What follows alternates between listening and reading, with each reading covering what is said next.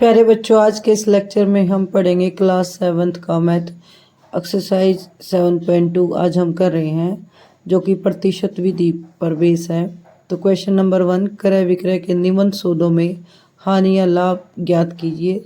प्रत्येक दशा में प्रतिशत हानि या प्रतिशत लाभ भी ज्ञात कीजिए। यानी कि पहले आपको बताना है कि लाभ हुआ है या हानि है, फिर आपको उसकी परसेंटेज निकालनी है। क्वेश्चन नंबर 1, बगीचे में काम आने वाली कैंची 250 रुपये में खरीदी गई तथा 325 रुपये में बेची गई। तो क्रय मूल्य होता है जो खरीदा गया और विक्रय मूल्य होता है जिस मूल्य पर बेचा गया है। तो जो क्रय मूल्य है वो है 250 रुपये और जो विक्रय मूल्य है वो है 225 रुपये। क्योंकि विक्रय मूल्य ज़्यादा है तो इसलिए लाभ होगा, और जो लाभ होता है वो होता है 325 में से जब आप 250 माइनस करोगे तो 75। प्रतिशत कैसे निकालते हैं? जो भी लाभ आया है वो गुणा में 100 बटे में 250 क्रय मूल्य है। लाभ प्रतिशत या हानि प्रतिशत हमेशा क्रय मूल्य पर होती है।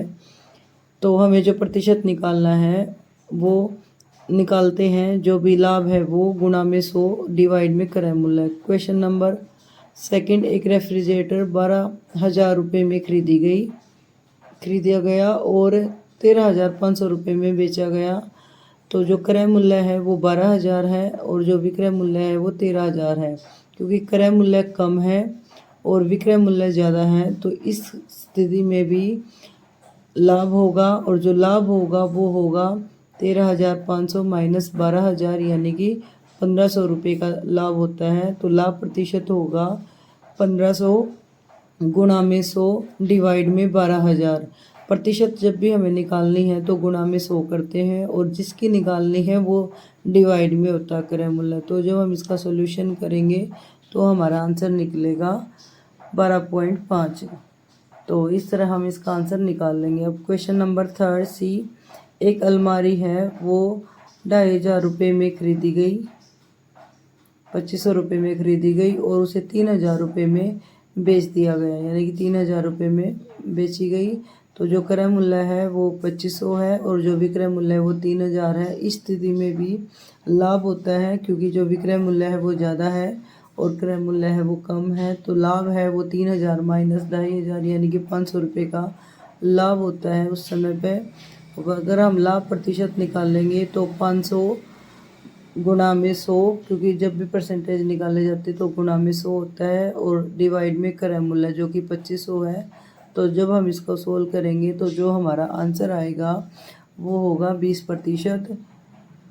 क्वेश्चन नंबर 4, एक स्कर्ट है वो 250 रुपये में खरीदी गई है जबकि जो बेची गई है वो 150 रुपये में बेची गई है। तो इस समय क्रय मूल्य ज़्यादा है जबकि विक्रय मूल्य कम है।